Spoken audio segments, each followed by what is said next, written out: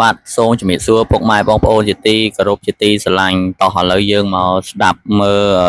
គេវិភាគណាគេវិភាគទៅលើតម្លៃមាសនៅក្នុងថ្ងៃនេះមូលហេតុបានមាសឡើងទៀតអីចឹងណាហើយខ្ញុំក៏មានអ្នកវិភាគដែរគឺខ្ញុំស្ដាប់ព័ត៌មានគេដែរទេតែគាត់ថាយកមកថតចែកម្លែកឲ្យបងប្អូនពុកម៉ែស្ដាប់ជាចំណេះដឹងទូទៅទាំងអស់គ្នាណាហើយខ្ញុំមើលឃើញ channel មួយគេនិយាយពីតម្លៃមាសណាអញ្ចឹងនៅក្នុងថ្ងៃហ្នឹងមាសគឺតកតងមាសមួយជីមានតម្លៃ$412ក្នុង1ជីអញ្ចឹងម្ដងទៀតមាសក្នុង1ជីមានតម្លៃ$412ក្នុង1ជីឬក៏មួយតម្លឹងមានតម្លៃ$4125ក្នុងមួយតម្លឹងឬក៏ជាអោនវិញគឺក្នុងមួយអោនមានតម្លៃ$3394.30សេនអូខេហ្នឹងហើយអញ្ចឹងឥឡូវយើងមើល channel មួយគាត់បានវិភាគទៅលើតកតងនឹងមាសអញ្ចឹងយើងស្ដាប់ទាំងអស់គ្នាតាំងពីទៅតកតងទៅនឹងរឿងមាសហ្នឹងយើងត្រូវតែតាមដានឲ្យតនដោយសារមាសហ្នឹងវាតកតងទៅនឹងសេដ្ឋកិច្ចបច្ចុប្បន្នតកតងនឹងការវិនិយោគទំនោរនៃការវិនិយោគរបស់សហគ្រិនអញ្ចឹងណាជាទូទៅបើសិនជាសេដ្ឋកិច្ចវាល្អប្រសើរការផលិតកម្មកាន់តែច្រើនគឺមានន័យថាសេដ្ឋកិច្ចវាល្អអ្នកវិនិយោគគេបោះលុយបោះទុនចូលក្នុងការវិនិយោគ business អញ្ចឹងលុយគេអត់ទុកទេគឺចាក់ទៅក្នុងការរកស៊ីទាំងអស់ហ្នឹងតែផ្ទុយមកវិញបើសិនជាសេដ្ឋកិច្ចវាមានភាពមិនប្រកបប្រជាអ្នកវិនិយោគខ្វះទំនុកចិត្តនៅក្នុងការរកស៊ីអីចឹងណាអញ្ចឹងគឺគេនឹងយកលុយគេចាក់ទៅខាងមាសហើយដែលគេហៅថា safe haven ហ្នឹងឯងអញ្ចឹងណាបងប្អូនអញ្ចឹងឥឡូវយើងស្ដាប់ការវិភាគរបស់គេទាំងអស់គ្នាគេវិភាគថាមាសហ្នឹងវាមិនអីមិនយើងស្ដាប់ទៅវាជាប្រយោជន៍ទាំងអស់គ្នាទេអញ្ចឹងបងប្អូន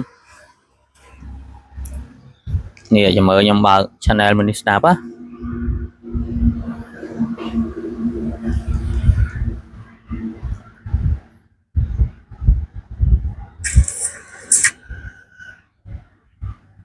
មានដូចជាខ្សោយអ៊ីនធឺណិតបងប្អូនហ្នឹងហើយចាឥឡូវម៉ោងនេះម៉ោងខ្ញុំសម្រាប់បាយថ្ងៃត្រង់ហើយពុកម៉ែបងប្អូនហូបបាយពិសាបាយហើយនៅហើយពុកម៉ែបងប្អូនជួយចុច like subscribe channel នេះផងអត់ទាន់មាន subscriber ទេហ្នឹងហើយអញ្ចឹងម៉ោងនេះក្តៅពី10ហើយម៉ោងបាយថ្ងៃត្រង់ហើយ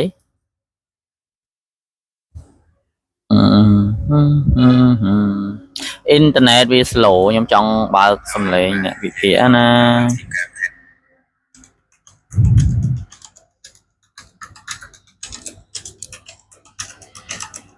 តាមវិញគឺយើងទទួលបានផលចំណេញ$700ក្នុងមួយអោនតោះបងប្អូនគ្នាយើងស្ដាប់ការវិភាគរបស់គេអស់គ្នាយោបល់ទិញឡើងត្រឡប់មកវិញហើយយើងឃើញថាបន្ទាប់ពីទិញឡើងគឺនៅកម្រិត$3366ក្នុងមួយអោន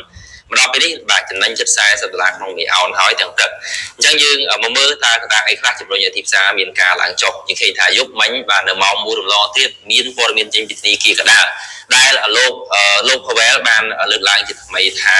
ការដាក់ពន្ធរបស់រដ្ឋាភិបាលលោក Donald Trump គឺជាក្តីព្រួយបារម្ភដែលអាចជះផលអវិជ្ជមានដល់សេដ្ឋកិច្ចហើយនឹងមើលឃើញផងដែរថាបាទតែប៉ុណ្ណាអាចនឹងមានការកាត់ឡើងនិងអត្រានៃការងារធ្វើក៏នឹងមានការកាត់ឡើងផងដែរដោយធនាគារកណ្ដាលរក្សាអត្រាកាប់ប្រាក់នៅក្នុងដដែលគឺ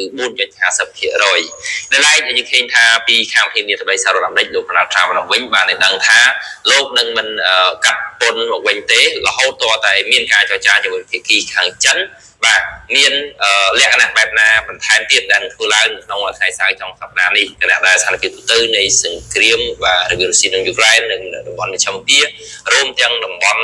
នៅប៉ាគស្ថាននិងឥណ្ឌាកាន់តែមានស្ថានភាពមួយមិនច្បាស់លាស់និងមានកម្ដៅតាមតាំងឡើង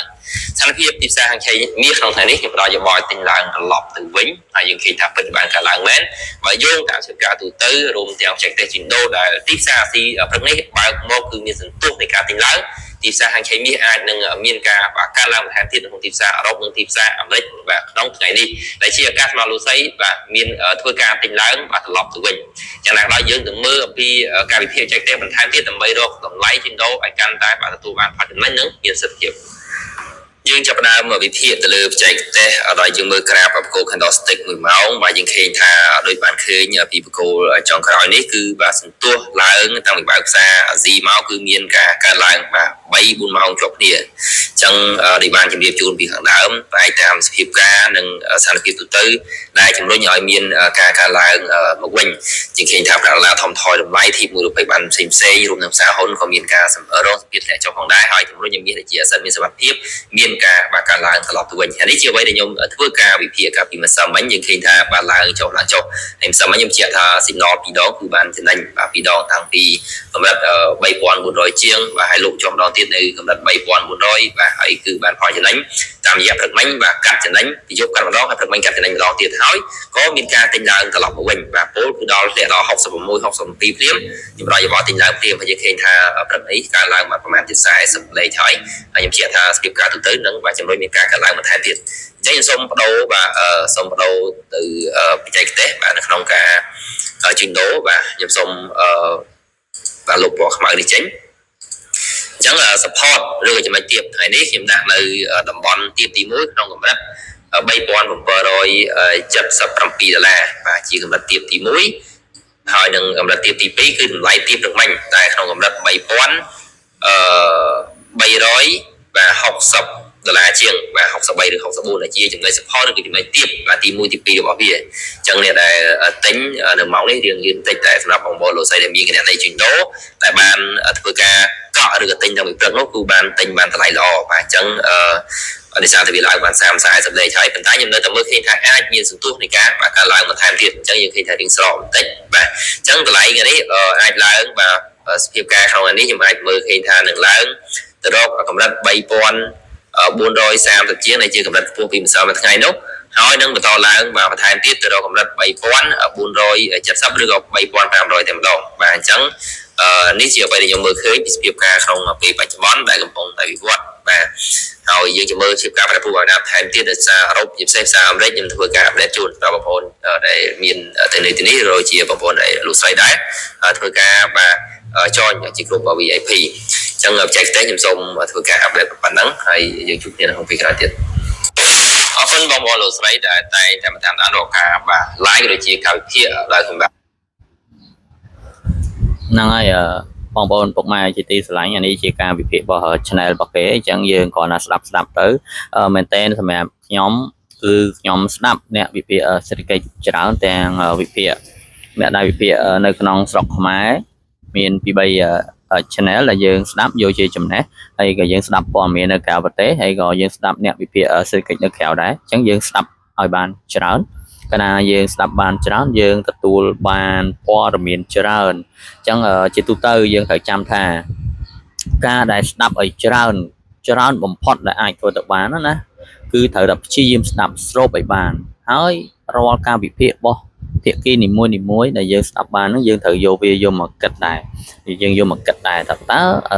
ការវិភាគមួយហ្នឹងវាសមស្របអត់វាគឺជាចំណេះមួយដែលបញ្ជូនចូលមកក្នុងខួរក្បាលយើងម្ដងបន្តិចពីមួយថ្ងៃទៅមួយថ្ងៃអញ្ចឹងយើងត្រូវតែព្យាយាមស្ដាប់ឲ្យច្រើនទោះបីថា channel ខ្លះគាត់និយាយទៅត្រូវច្រើន channel ខ្លះនិយាយទៅដូចជាមិនសូវត្រូវប៉ុន្តែយើងត្រូវតែស្ដាប់ហើយការដែលស្ដាប់ហ្នឹងវាធ្វើវាដូចជាការសម្លៀងកបិតដូចជាការដោះខាត់ខួរក្បាលយើងកាន់តែឆ្លាតយើងកាន់តែគិតយើងកាន់តែវិភាគយើងកាន់តែឆ្លាតហើយនៅក្នុងសម័យកាលបច្ចុប្បន្ននេះបើយើងអត់ស្ដាប់ទេគឺយើងដើរអត់តាន់គេទេណាបងប្អូនពុកម៉ែជាទីស្រឡាញ់អញ្ចឹងអត់អីទេអញ្ចឹងវីដេអូមួយហ្នឹងគ្រាន់តែចែកនេះស្ដាប់លេងសម្រាប់ម៉ោងបាយថ្ងៃត្រង់តែ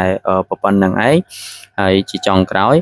សូមពុកម៉ែបងប្អូនជួយចុច like subscribe channel ខ្ញុំផងបាទសូមអរគុណសូមជម្រាបលាបាទ